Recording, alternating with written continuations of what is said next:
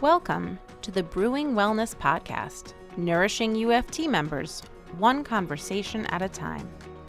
Brewing Wellness is a podcast created by the UFT Member Assistance Program to support the mental health and well-being of our members.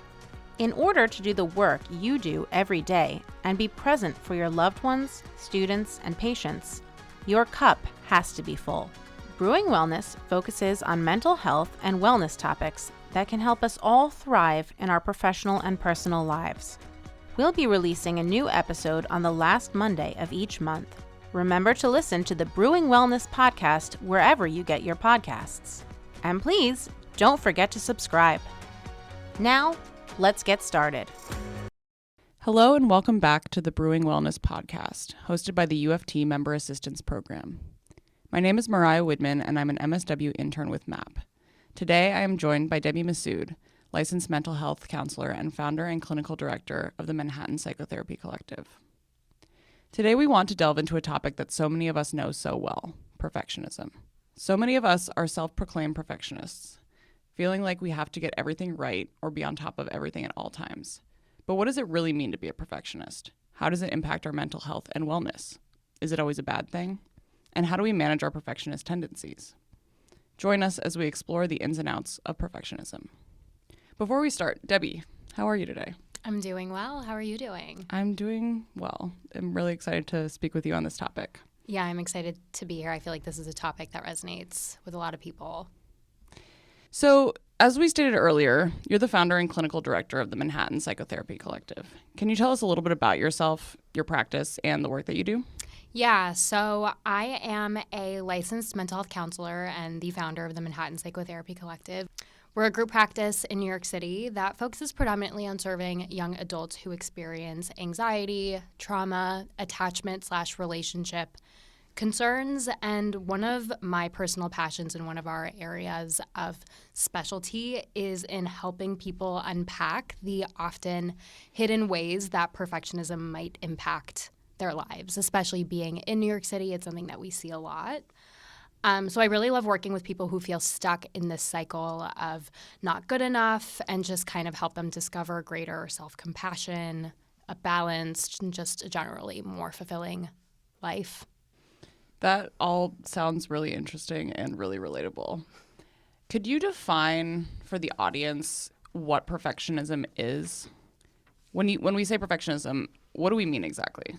Yeah, so I think perfectionism is a little misunderstood sometimes. I think that at its core, it is a drive to meet excessively high standards.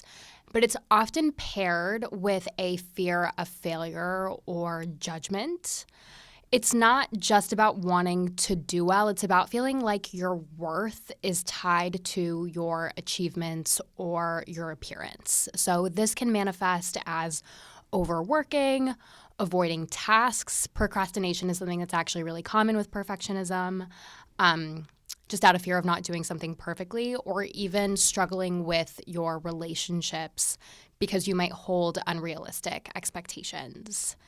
And there are different manifestations of perfectionism, but some of the most common traits that we see in perfectionism is often falling into all or nothing thinking, maybe some maximizing the negative and minimizing the positive things that are happening. And we oftentimes also see just like some core wounds related to loss of control and using perfectionism as a way to kind of maintain a copacetic environment.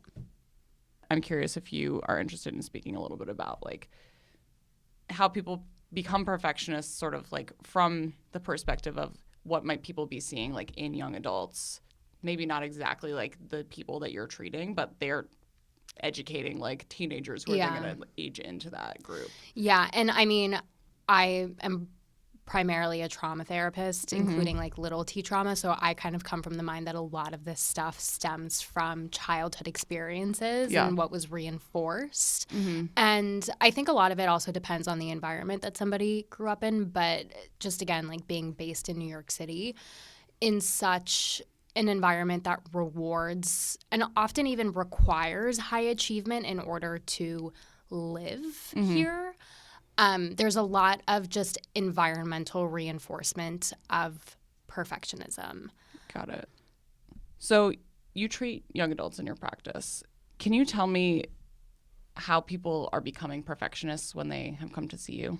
Yeah, so typically when people come to therapy for perfectionism, it's because they're experiencing more maladaptive perfectionism. They know that their perfectionism is hurting them more than helping them. And then by that point, what we'll typically try to understand is like the thought behavior interaction of perfectionism that's occurring in the present. But then we also want to track back a little bit to what reinforced this kind of core belief of, I mean, at its core, perfectionism kind of says like you're not doing enough or you're not being enough or you are not enough. So what created this idea of not being or doing enough? Or for some people, it might be I'm not thin enough or I'm not successful enough or I'm not making enough money. So how did this enough start to get defined and then reinforced for you? So we'll often see some things like the environment that somebody grew up in. If they did grow up in a high pressure environment, it can sometimes be seen. I see a lot of clients who grew up in like high pressure private school or even public school environments that were really competitive. When parents are perfectionists, that can actually those traits can kind of get passed down from both anxiety being a predisposition for perfectionism, being then passed down to the kid, and then having perfectionistic behaviors be rewarded. Also, if you have reinforcement from the people in your environment for certain achievements, then you start to kind of pair your achievements with your self-worth. So it comes from how you hear other people talking about themselves and what gives them worth, and then what you get reinforced for yourself when you're growing up. So this kind of like home and environmental interaction along with core beliefs of like, I am not enough in this way. And like I mentioned at the beginning, there can also be, like, there are different manifestations of perfectionism. There's also this idea of control. And this can often come from a wound of, like, a very adverse, out of control experience. I interestingly often see people who may have experienced, like, a lot of grief have a lot of perfectionism, because grief is something that's very out of control for people, that then they cope with it by trying to control everything in their environments, everything about themselves, really to kind of a perfectionistic degree. So I'm kind of like toggling these two things of control being one piece and then inadequacy being another. And then what is the core wound here that typically forms younger in life? And then how does this get reinforced over time? So it sounds like perfectionism could come from either an environmental experience that someone's having or a specific distinct experience someone has, or both. Yeah, I would say both. I would say it's a myriad of factors. There are also personality traits, like neuroticism is a personality trait that can increase perfectionism. Conscientiousness is another one if we're thinking of like the big five. Certain personality traits predispose somebody to behave more perfectionistically. That makes sense. You spoke a little bit as a practitioner in New York City about being in New York, and I'm curious if you have any perspectives on how that environment may lend itself to people wanting to be more perfectionist. The first thing that's even coming to mind is like a New York minute, which is less than a minute, but it's because people in New York just feel go, go, go all the time. There can be a just anxious energy in high achieving cities. There is also I think, environmental need to an extent to be high achieving, to actually live in one of these cities as well, which then reinforces this perfectionism. It can be like a very cutthroat environment that will then lead people to really tie their worth and sometimes even just like their livelihood to this external sense of accomplishment. So already the environment is one that can activate people's like anxious responses, which, as I mentioned before, is a predisposition, like is needed as a predisposition to perfectionism. It is an anxious response that then is reinforced by the environment that rewards perfectionism and overachieving for, again, just people to be able to live here. I think a lot of us who live in New York resonate with that. So would you say that there's certain jobs or roles that you tend to see that attract perfectionists? I do typically see high pressure professions like finance, law, medicine, the arts as well. Essentially fields where success is highly measurable and mistakes can be pretty costly will sometimes attract perfectionists. Also, caregiving roles such as teachers and therapists can really attract perfectionists. This can even stem back to like family dynamics where a child may find themselves in a little bit of what we call like a parentified role where they have to take on a lot of adult responsibilities and they have to appear to be perfect to kind of function in their family system, that then they will reenact that in their careers by continuing to be a helping professional. So we do see some perfectionism, again, in teachers, therapists, additional helping professions. There's a joke that's like the parentified child to helping professional pipeline, and that one's pretty real. I mean, it's funny, but also true. Is perfectionism always a bad thing? Are there times when it can be helpful? Yeah, absolutely. And I think that that's a really great point. There are actual constructs of adaptive perfectionism versus maladaptive perfectionism. And adaptive perfectionism is the part of perfectionism that drives people to work hard, to set goals, and to strive for excellence. And this has actually been researched to be associated with higher self-esteem and higher self-efficacy. So there is some positive to this adaptive perfectionism.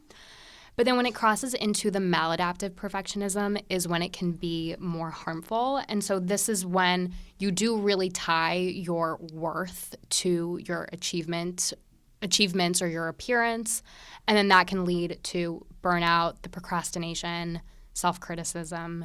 So it really is just about finding the balance of the healthy perfectionistic tendencies without letting the maladaptive perfectionistic tendencies take over. That makes a lot of sense. So I'm imagining that some people who are listening right now are thinking, well, I'm a teacher and I have some of these traits. And I'm curious what you would say to them, both in terms of helping them cope with their more maladaptive traits and then maybe potentially how to think about how to not come away from this thinking, oh, I'm a perfectionist, this is bad, and kind of think about the strengths that they might be able to draw from being a perfectionist as well. Yeah. So again, remember that the adaptive perfectionism side of things is shown to have positive psychological outcomes. So perfectionism is not all bad. And in fact, it can actually be really helpful and useful. So you want to always, as with most things, begin with self-awareness of what aspects of your perfectionism are helping you versus what parts of it are hurting you.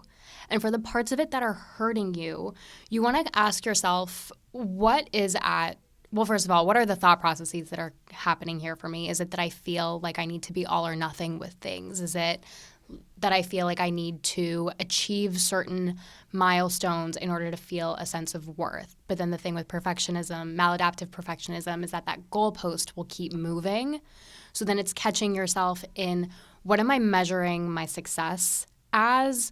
What is this race, this imaginary race that I'm running, or this imaginary competition that I've put myself in? And what am I trying to do with it? And then ask yourself, is this really necessary? Is this really helping me? And are there some kind of distortions that might be active here? Again, like I mentioned earlier, that all or nothing thinking, that minimizing the positive and maximizing the negative, because all of these things fuel perfectionism, but they're not based in the reality of what's actually happening. So starting to catch yourself in these things in the present And then asking yourself, what is the worst that could happen if I don't do this perfectly? So that's kind of catching it in the moment. You can also kind of start challenging yourself to not be perfect in some ways. So one of my favorite things to suggest to clients sometimes is like, let yourself reread the email one time and then just send it without reading it like 15 times before you decide that it's good enough. So little things like that where notice how much time your perfectionism is taking from you and then challenge yourself to like only check once or to just say like, this outfit's good enough, I'm going out the door. Think about what can be good enough because perfectionism is the enemy of letting things just be good. And then this is the trauma therapist in me coming out, kind of asking yourself, what core wounds is my perfectionism trying to heal here?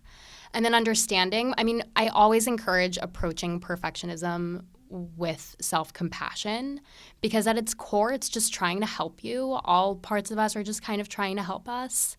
And so then understanding like, what was it that I needed when I was younger that I didn't get that my perfectionism is driving here? And then is there almost kind of like some self-compassion towards my younger self that I can practice? Like connecting with my younger self and letting my younger self know I am enough as I am. Or maybe I didn't need to be as perfect as I felt like I had to be when I was younger. Or just those kind of compassionate, self-loving statements.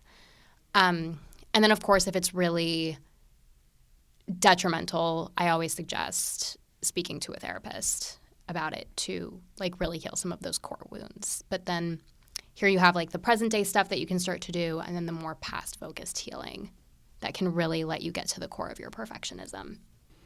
I think that makes a lot of sense for people who are perfectionists. And I think that there are also many of us who have perfectionists in our lives and many people who, maybe as educators are in the classroom with students who potentially are experiencing that themselves.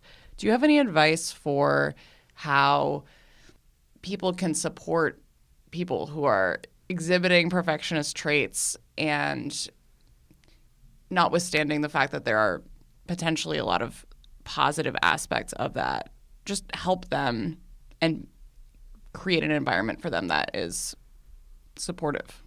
Yeah, so I think part of that when we are trying to help somebody work through something, we always do want to ask, like, what is it that you need to work through this? Or, like, what do you need from me here? Because we never want to assume what somebody's going to need. So just kind of blanket statement out there, open the conversation and see what that person might need for their sense of support.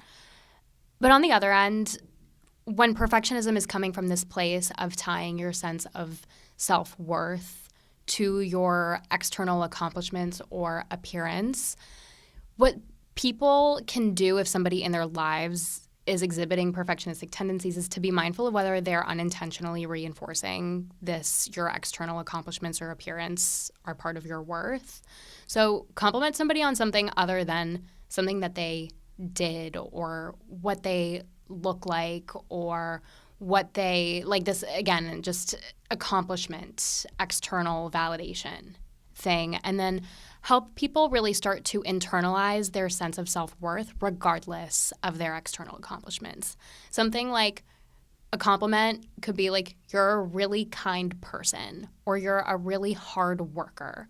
That isn't like, look at what you accomplished here. Look at this specific goalpost that you've hit. It's more helping people enhance and expand their internal resources that will then really strengthen their own internal sense of self-worth as opposed to this external one that perfectionism really, really, like maladaptive perfectionism really leans on.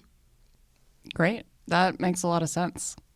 Do you have any final words about perfectionism for our listeners? Yeah, I think just a reminder, perfectionism is not a character flaw. It is often a way of coping with those deeper fears of not being enough or that anxiety with being out of control. And it's just so important to remember that your value is not tied to your output. Growth happens not when we're perfect, but when we're brave enough to show up as we are. And that just really comes from a place of greater self-acceptance. Thank you so much. Really appreciate you joining us. Thank you for having me. Once again, thank you for joining us for this episode of the Brewing Wellness Podcast, brought to you by the UFT Member Assistance Program to support the mental health and well-being of our members. If you are a UFT member, the Member Assistance Program can be reached at 212-701-9620 or by emailing mapinfo@uft.org. And once again, please don't forget to subscribe. Thanks for listening.